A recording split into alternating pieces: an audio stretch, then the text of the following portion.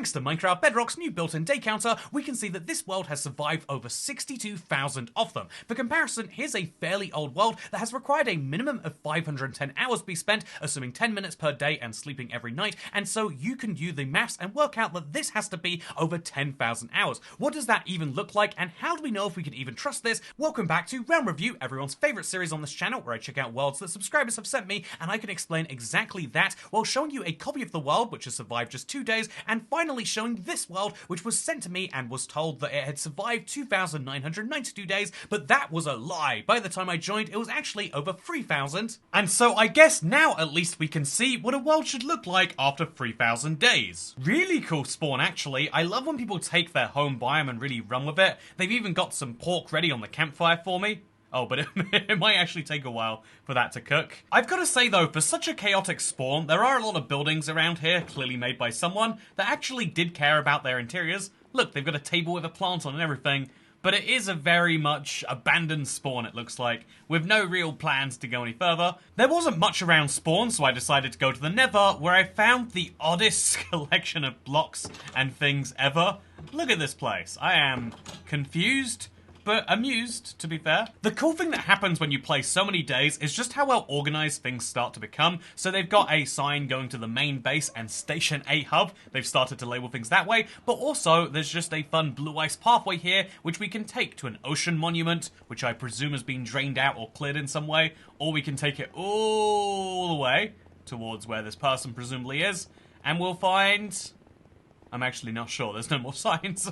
Oh, here we go. We'll find a cherry blossom that way. I love that these all have banners attached, by the way. Super great visual way to explain it. Every world that gets to this point has something clever that you didn't necessarily know before you come in, and in this case, it's the carpet on the side of the blue ice, which stops you from hitting it and means you can go super fast without having to be super straight.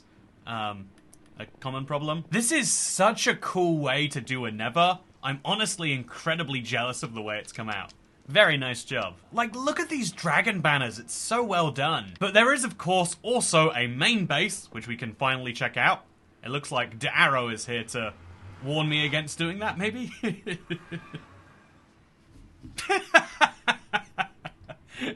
He forbids me from sleeping. He does not agree. I would say you spend your first 100 days in Minecraft getting on your feet, getting prepared to take on the world. Maybe you spend your first 1,000 days really getting to the tip-toppity of basically everything you can have and making your first major builds. But as you go past that, you start to do something even crazier, which is to really shift the landscape into exactly what you want. Like having an office in the upstairs of your house. What does that even mean, man? Oh, I see. He's got a little elevator to it.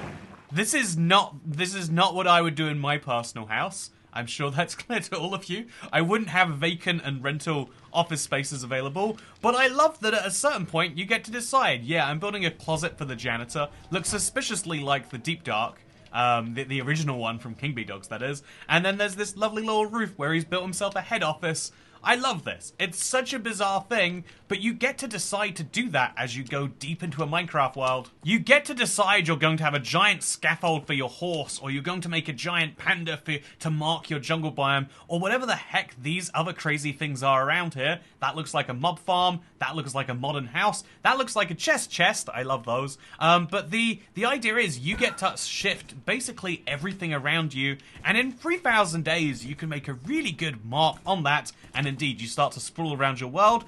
And so what could you possibly do with even more time? Allow me to explain how Minecraft actually counts days, because at the start of every day, it simply adds 1 to the day counter, as you might expect. However, it does start at 0, as you might not. However, an interesting caveat to this is that it actually undercounts what many people would say is their total day count. This is because it doesn't count Xbox days. Here is my original Let's Play world. I played for 110 episodes in 2012. They're all public. There's no way that I magically did this in creative, but I think we can all agree that regardless of how I did this world probably took more than 0 days to build, which is what Minecraft itself claim I did. By the way, if you want to download this world, I've just made it available for all channel members. Thank you for supporting. However, I think this proves for the 70 million Minecraft Console Edition players, if you moved over to Bedrock, your day counter would actually undercount the amount of work you put in there, which is something really important to keep in mind as we go into the next world. This next world has been played for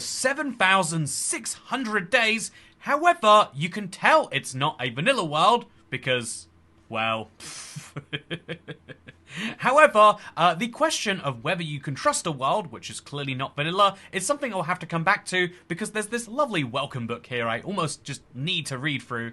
And as you can see in it, they say it's 100% legit with cheats turned off and duplication not allowed. They use zero-tick farms, but most no longer work, sadly. That is so true about Bedrock. If you build a farm, it just won't work later on. Anyway, they've got a nice explanation of everything going down in here, and I'm going to have to go give it a look. Right after I sign this book, of course. Hello!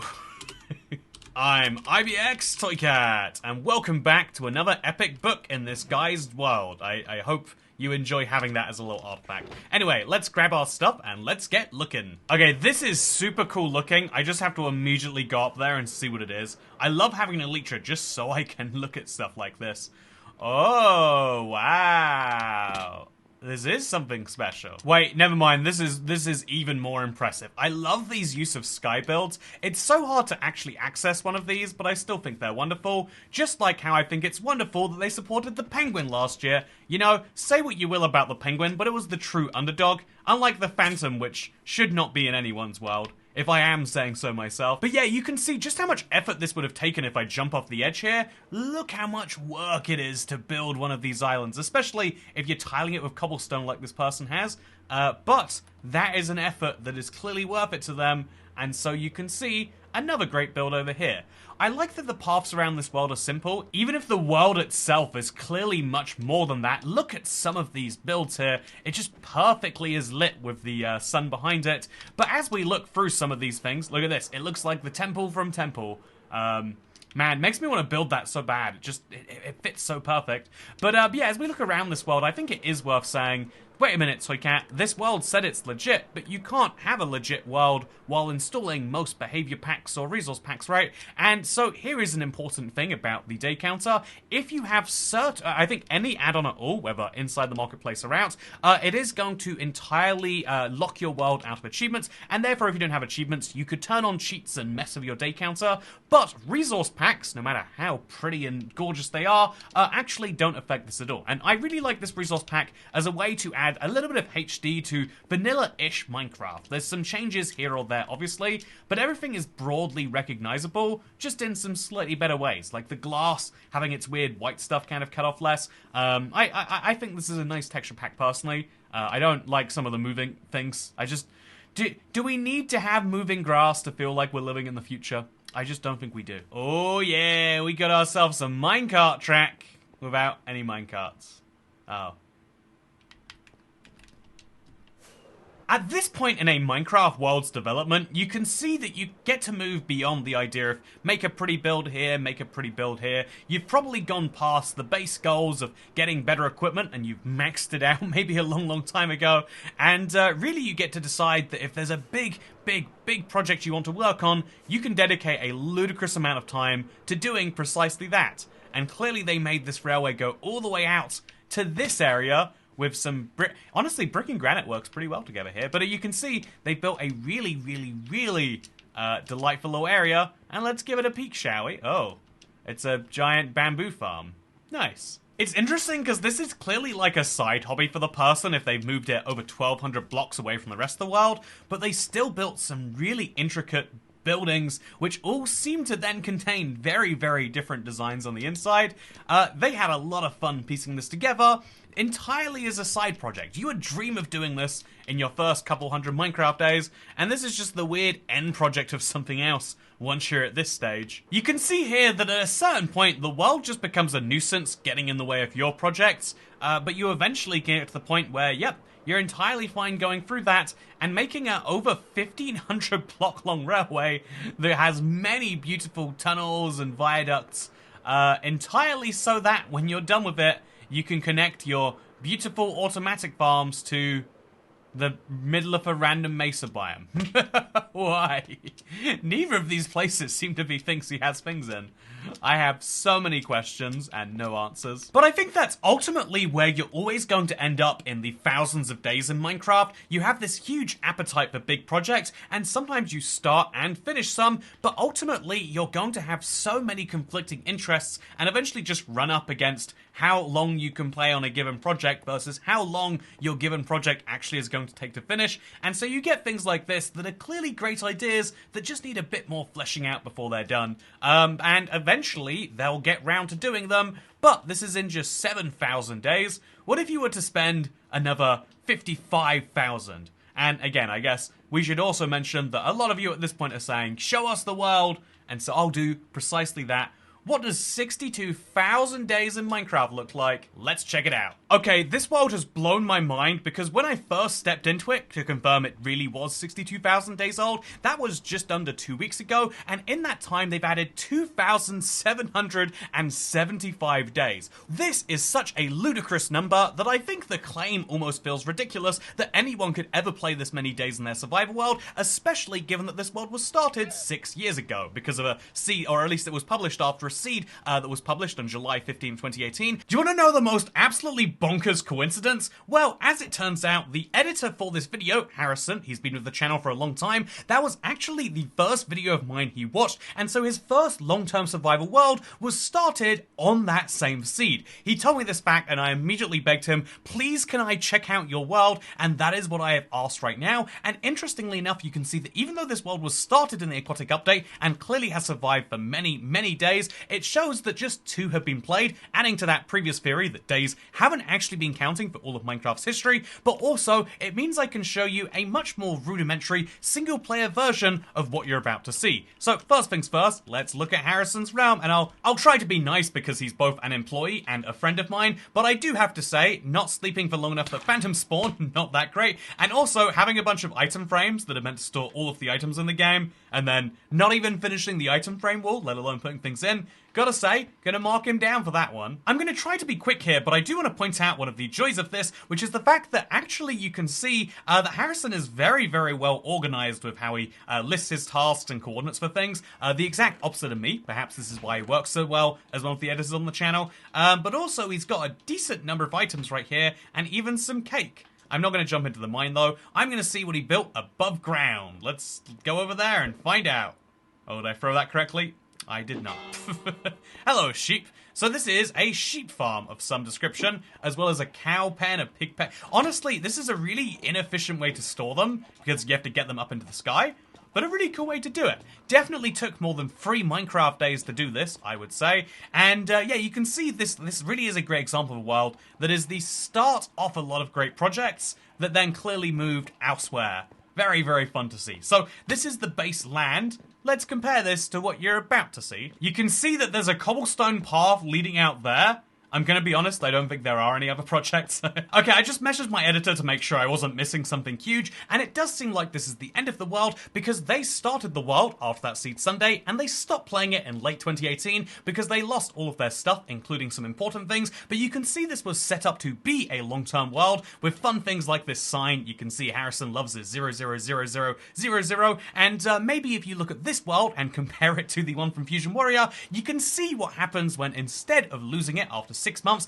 indeed a lot more time is poured in. In fact, 64,775 days. That's not just a small difference between these two worlds, it's an absolutely gargantuan one, but what does 64,000 days actually mean in real world time? Well, let's work that out. So welcome back to Mathcraft, everyone's favourite series that's been gone for a long time, showing its head in the middle of a realm review to work out 64775 days in real time. If we do the conservative estimate of assuming they sleep every single night dead on the dot, then it's about 10 minutes every day. It's a little bit longer, but we'll round down to 10 minutes, and that means that 64,775 days would take 1.23 years. However, if we assume that they're mining through the night or something like that, it's more like 2.46 years.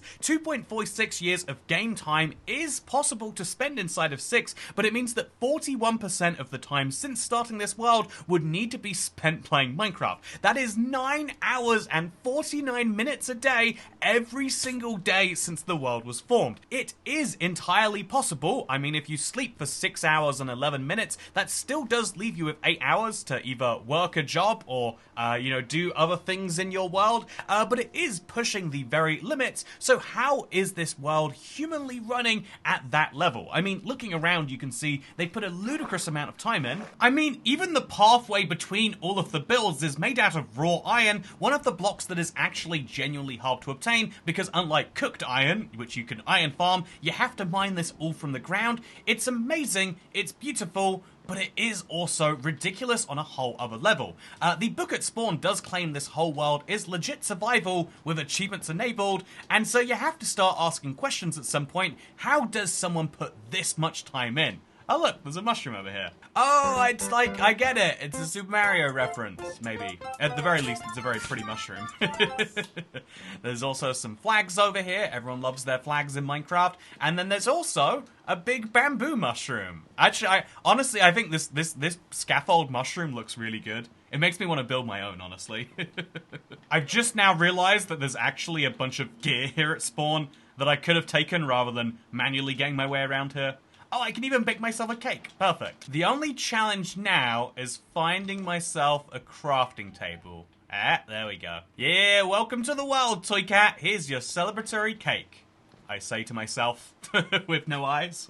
They've even got this fun map here, and this is a really unique way of showing off points of interest. I actually like it a little bit better than the usual spawn point, lodestone method. So let's go looking around and see what's what around here. If the first 100 days are about getting settled, the first few thousand days are about building out your base and the things around you, and then after that you start working on big projects and slowly filling in the world, at somewhere between 7,000 and 60,000 days, you fill up your world. Everything around Spawn is thoroughly filled, and the next time you want to make something, you just have to build it right next to something that exists. So there's all sorts of Pokemon here, surrounded by, oh look, it's a trans beacon. Oh, it's not, it's gone. Oh, it's back.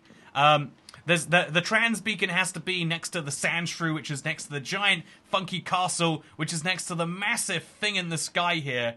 It all just has to go together, and that can get a little messy in some ways, but ultimately, it's not my place. Actually, wait, it is my place to judge. This is Realm Review. And so I've got to say, I do not like that Realms issue. Okay, if this is my place to judge, I've got to say, what the fuck?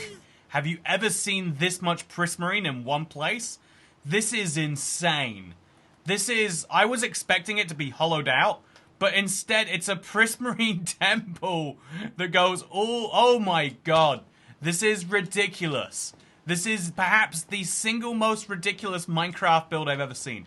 Everyone does something with their ocean monuments, and every time I see one, it's more ridiculous than the last. But making a temple out of it, already kind of a big project. Making that temple go all the way up to Y180 and take up this giant centerpiece in your world?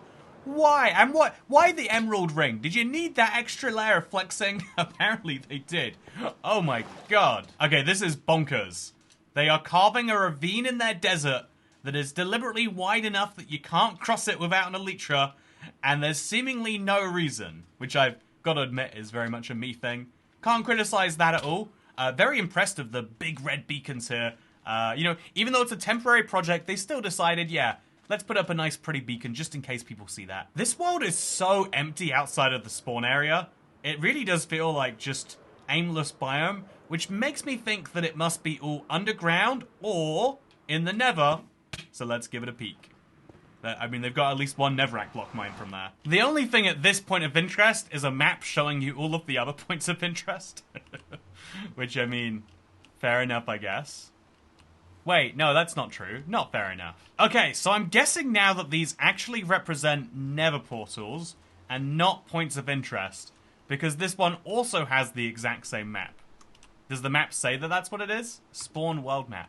It's a cool idea, though. I feel like I might do this myself, just to mark out my nether portals. I wish you could do it in red rather than green, though, or like some color that would indicate that's what these are meant for. Super cool idea. Speaking of cool ideas, how long did they have a Guardian farm running for this to happen? This is... If you were building this in creative, it would take you a while. To build this in survival would take so many days. So many. Just sitting there AFK at a Guardian farm. And then it would take so many more days to actually piece it together. I love that there's this cute little island next to it. Also, the rain has stopped, which has ruined my fast method of travel. But there's this cute little island over here, which actually looks super perfect. Just having something like this, with something like that in the background, it's just so amazing.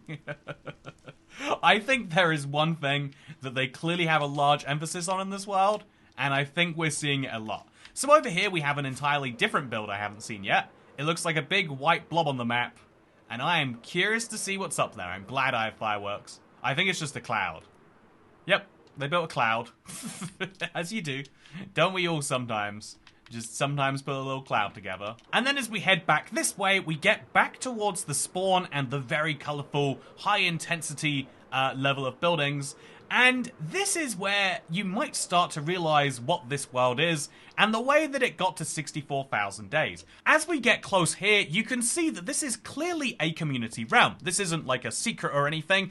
This is something that Fusion Warrior literally said themselves in the very starting book there. However, when you think about how a world works, in Minecraft, usually the host has to be online to keep a world going, but because this is specifically run as a community realm, or server I guess we could say, it means that lots of people can jump on the server, and all of their playtime, even though it's separate, all adds together. Because days played is not there to track how many days you have played, it's there to track how many days the world has gone through. And that might be obvious to some people. Yeah, of course, this is lots of people on a world, but even then, the fact that someone has been on this world 41% of the time since it launched 6 years ago is still an incredible marvel. But then I would say, okay, think about it this way. How often is it that someone is going to be on the world building? Well, somewhat often, you might assume, based on the big projects around here. But as you can see from the fact that it's actually very light, for such a big, long world, there are so many projects, many more than you'll see on a traditional server, and they're all actually nicely put together. This is the really impressive feat here, but the day counter, I think, shows something else entirely, which is more tracking the AFK time than... Oh, we broke the world, I think. It tracks the AFK time more than anything else. Anyway, as I was saying, let's go into F1 mode, get some nice beauty shots. As we say, this is a really impressive world to have so many people on, but the day counter doesn't necessarily reflect the time put in by each of the members, as much as it reflects the time that someone has been on the server. As someone who very, very recently got into a couple of AFK farms, I've only spent about 20 or 30 Minecraft days on them, but it's time that you are spending doing other things in the real world, and so the more you get into automatic AFK style farming, the more you realize you just have to be logged into Minecraft, moving forward that day counter, and so when you see certain builds that use a lot of iron or use a lot of prismarine, that means that to some extent this will, without, whether the owner wants it to or not, inflate the day counter. In fact, Fusion Warrior is in the world right now. I don't imagine they're actually there at their computer, but I'll find out. I'll say, hi, are you there? And I'm gonna guess the answer is no. But maybe she's just working on a response. I'll let you know, give you an update.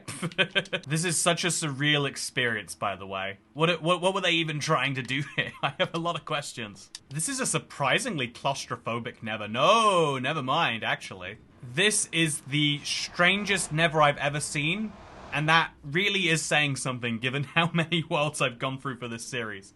What were they thinking when they made this? I have so many questions. But the point that I've been making, and that hopefully you understand, is that days played is not relative to the player, it's relative to the world.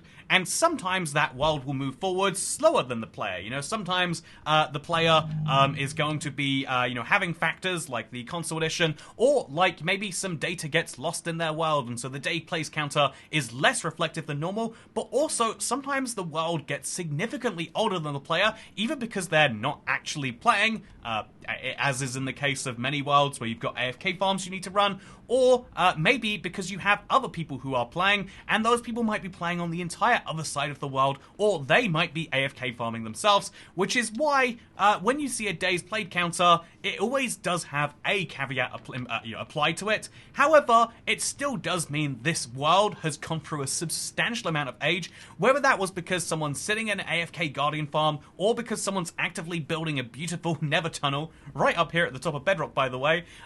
It still has to be said that those are hours in a world, and so they're impressive. They just come with an asterisk. And so, with that said, this is what 62,000 days looks like, or 64,000 days, or soon to be 65,000 days. And ultimately, in either case, this is very close to the absolute cap of days played, and this might be one of the very first worlds ever to reach that in legit survival. But again, I just wanted to be clear to anyone out there who sees something like this and thinks to themselves, oh god, I could never survive that many days. Well, I mean, you could. It just depends on what you count as surviving and what you count as days, and I guess what you count as you.